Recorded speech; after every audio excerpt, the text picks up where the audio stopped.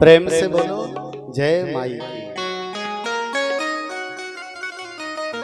सूत सूत महाभाग धन्यो से पुरसर्षभ यदधीतास्त्वया सम्यक पुराण संहिता शुभ।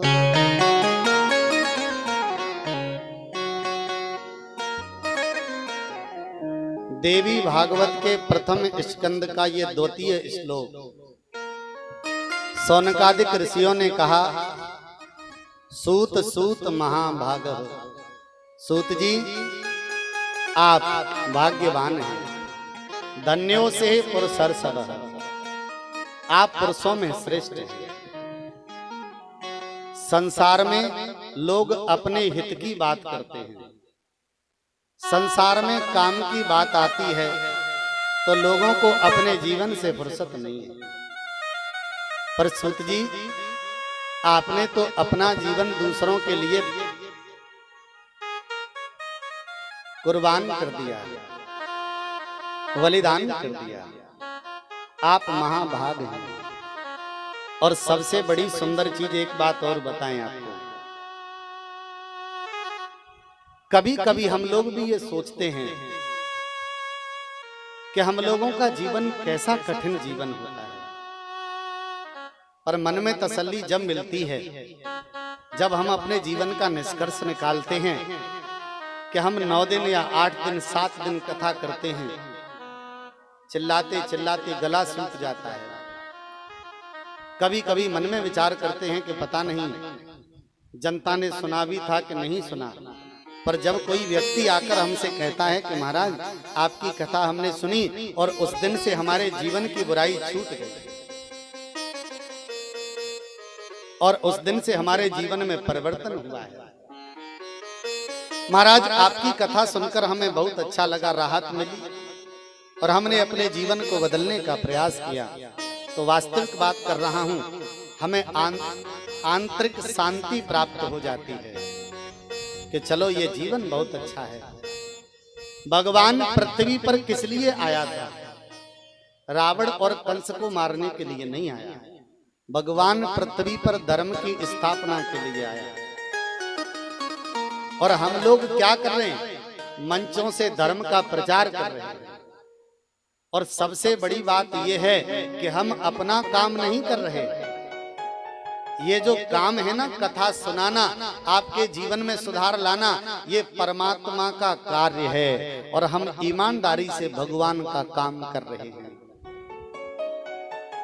हम मंच से बैठकर कथा नहीं कर रहे, हम धर्म का प्रचार कर रहे हैं। और वो धर्म का प्रचार कर रहे हैं कौन सा?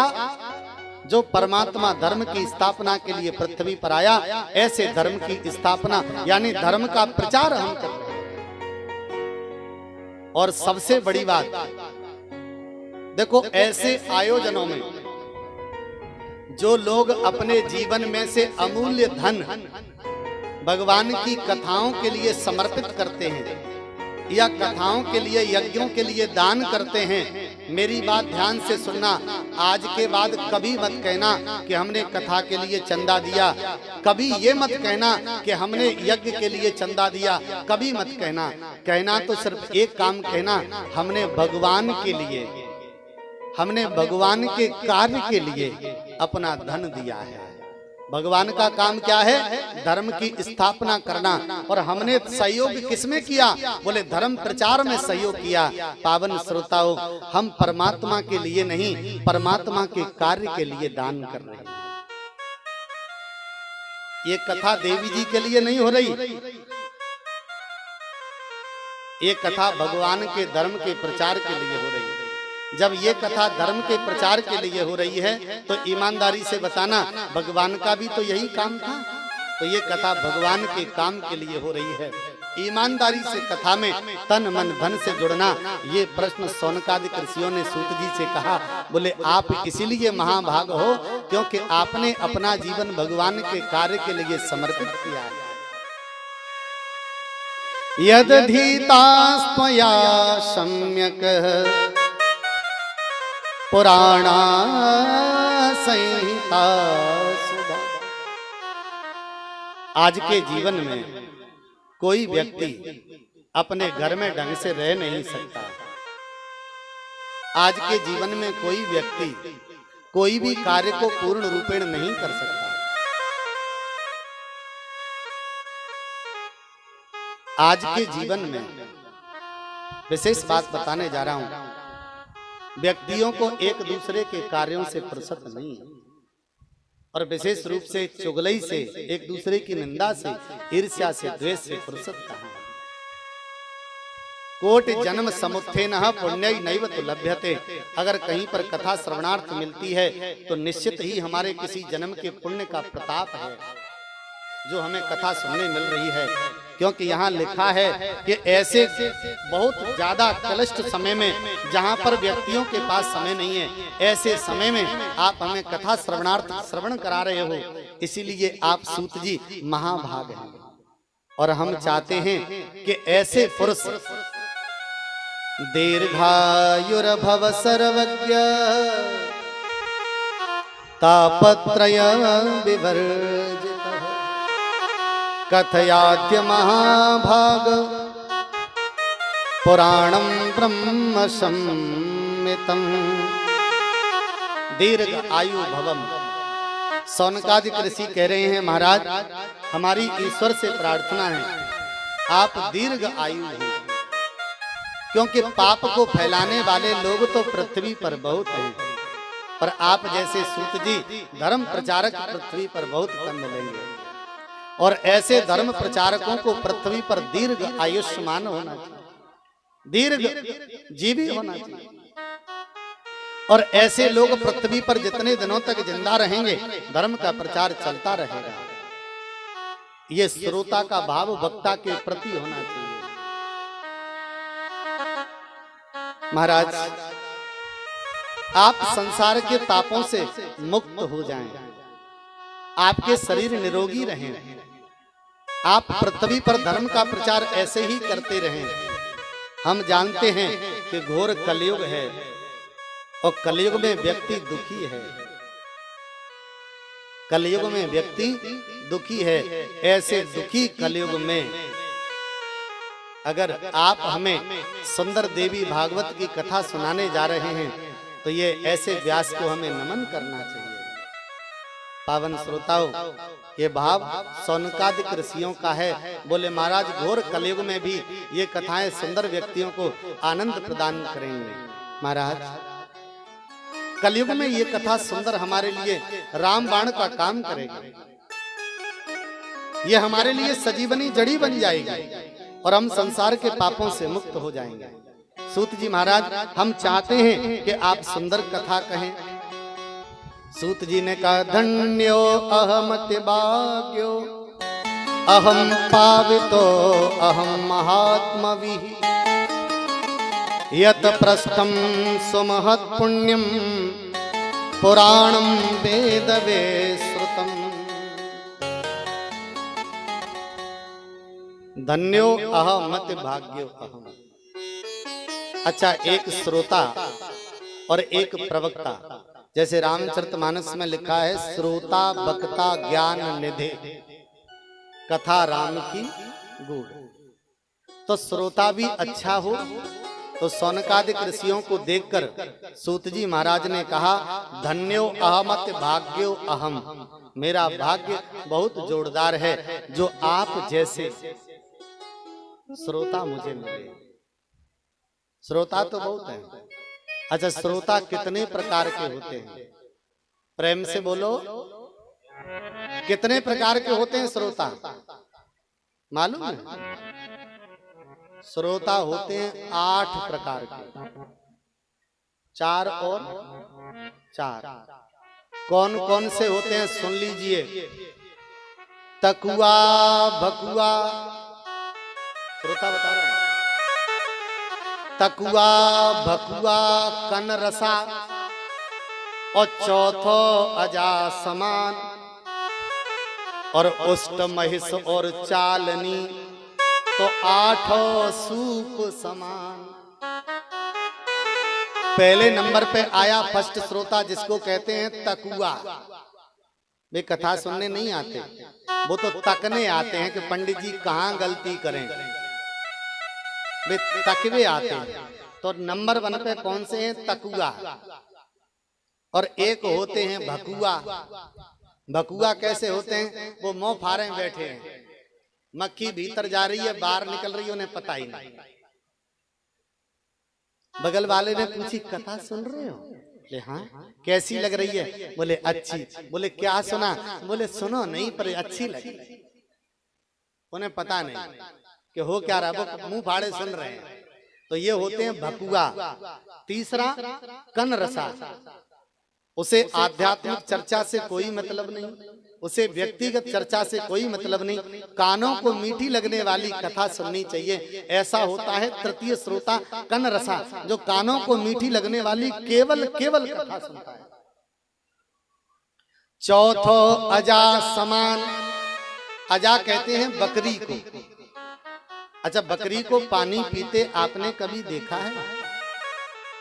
तो मैं आपको जानकारी दे दूं, बकरी तालाब में जब जाती है ना, तो तालाब से बाहर ही पैर रखती है, अंदर नहीं रखती। और तालाब से बाहर पैरों को घुटने के भर तोड़ती है और फिर पानी में बिना हलचल, बिना गंदगी किए बड़े भाव से जल पीकर और तुरंत वापस लौटकर आ जाती है। चौथी श्रेणी का श्रोता है ये अजा के समान, बकरी के समान, जो कथा सुनने आता है, चुपचाप एक कोने में बैठता है, भाव से कथा सुनता है और उठकर घर चला जाता है। ये चौथे नंबर का। पांचवें नंबर का उष्ट। उष्ट कहते हैं ऊंट को। ऊंट जब घर से चलता है तो आपने देखा होगा, एक पेड़ मिल गया, लंबी गर्दन है, तो एक इसमें से पत्ते तोड़ लिए और कुछ इसमें से पत्ते तोड़ लिए और चल पड़े तो चल पड़े। तो ऐसे पांचवें नंबर के श्रोता हैं। थोड़ा सा भजन भी सुन लिया, थोड़ी सी कथा भी सुन ली, थोड़ा सा दृष्टांत भी सुन लिया और उठाई गर्दन निकल ली। और छठवां श्रोता है महिष, भैंस। देखिए आप, अच्छा घर से भैंस को खोलो तो सही बताना, धीरे चलेगी कि स्पीड में चलेगी? और वो करेगी क्या? बोले जाके चबूतरा से पीठ रगड़ेगी, बाकी चबूतरा से पीठ रगड़े, लग जाए लाग तो कोई मिट्टी को चबूतरा मिल जाए तो 2 सींगू लगाए दे। तो ये छठवें नंबर के श्रोता हैं, जो घर में मोटरसाइकिल उठाई स्पीड में चले, कहूँ जा में ठोकर दई, कहूँ बा में दई, और बीच में कोई मिल गो तो बा से 2 गाड़ी दे आए। और कथा में कहाँ बैठते हैं मालूम है? जहाँ भीड़ होती है, जाके पैर पे, जाके हाथ पे पांव रख रखा के, और जहाँ जगह नहीं है वहीं बैठ गए। अच्छा भैंस भी तो यही करती है, सीधे पानी में गई और क्या किया उसने? बैठ गई पानी में। ऐसे ही वो जगह है तो न है तो बीच में, जो सुन रहे थे उनको भी नहीं सुन। और देखो जब तक बैठे तब तक बैठे, और मन हुआ तो घर बगे, तो कुचल कुचलाए के निकल के सीधेगा। तो ऐसे श्रोता छठवें नंबर के, जिनको कहते हैं महिष, उष्ट, महिष और चालनी। चलनी देखिए, आटा छानने वाली। आटा सब निकल जाता है और गेहूं का छिलका चलनी में रह जाता है। तो ऐसे भी श्रोता आते हैं जिनके जो कथा सुनते हैं और अच्छी अच्छी कथा छूट जाती है, जो पंडित जी दृष्टांत बीच में बोलते हैं वो याद रह जाते हैं, वो छलंस। पंडित जी ने वो चटकुला बढ़िया सुना। तो ईमानदारी से बात यह है कि जो मेन तत्व था वो छूट गया और जो छलंस रह गया वो हाथ में आ गया। तो ये होता है छठवें नंबर का, सातवें उष्ट, महेश और चालनी, सातवें नंबर का श्रोता। और आठों सूप सार सब गहिर है और थोतो दे उड़ाए। कथा पूरी सुनी, जो मेन कथा है वो अपने हृदय में धारण कर ली, और जो व्यर्थ की चर्चाएं थी वो कथा पांडाल में ही छोड़ दी। प्रेम से बोलो, ध्यान में रखो, कथा सुनने आओ तो कुछ चीज छोड़ के जाओ और कुछ चीज लेकर जाओ। ठीक है। एक जगह ऐसे ही कथा में हमने कह दिया था, तो सवेरे पंडाल में क्या हुआ मालूम है, लोग कथा सुनने आए, शाम को जब सुनने गए तो टूटी चप्पलें रहेगी, नहीं गायब है। हमने खोजबीन करवाई, सो लोग बाग बोले महाराज आप ही ने तो कही थी कि कुछ छोड़ के जाओ कुछ लेके जाओ, सो नहीं ले गए, पुरानी छोड़ गए। तो भैया ऐसे श्रोता मत बनो। 8 प्रकार के श्रोता होते हैं। तो यत प्रस्तम सुहत पुण्यम पुराणम वेद विस्तृतम, आप श्रेष्ठ श्रोता हैं, इसलिए मैं श्रेष्ठ से श्रेष्ठ कथा आप लोगों को श्रवण कराऊंगा। सबसे विचित्र बात, 18 पुराण हैं और 18 पुराणों के सुंदर नाम सुन लीजिए। माँ वाले 2 पुराण, मत्स्य पुराण और मार्कंडेय पुराण, और भा नाम से भी 2 पुराण, भागवत पुराण और भविष्य पुराण। ब्र नाम से ब्रह्मांड और ब्रह्म वैवर्त पुराण, वामन पुराण, विष्णु पुराण, वायु पुराण, वराह पुराण, अग्नि पुराण, नारद पुराण, पद्म पुराण, लिंग पुराण, गरुड़ पुराण, कूर्म पुराण, स्कंद पुराण, ये 18 पुराणों की रचना है। जानकारी दे दूं, ये जो आपके सामने जो कथा हो रही है, विशेष रूप से आपको बता दूं, 18,000 पुराणों का, 18,000 श्लोकों का देवी भागवत में वर्णन है। आपने सुना होगा भागवत में भी 18,000 श्लोकों का वर्णन है। कहीं पर ये श्लोक थोड़ा सा बढ़ गए हैं और कहीं पर घट भी गए हैं। ये परिवर्तन इसलिए हुआ क्योंकि कुछ पुराणों के भाग चले गए थे, पर बाद में उनको पूरा कर दिया गया। पावन श्रोताओं, कई पुराणों में श्लोक ज्यादा हैं, कई में कम हैं। सारे पुराणों की रचना व्यास भगवान के माध्यम से होती है। प्रेम से बोलो। 4:15 हो गए हैं। छोटा सा विश्राम लेंगे और विश्राम के बाद कथा का आनंद। जय श्री राधे, जय श्री कृष्ण। भजन सुनाए।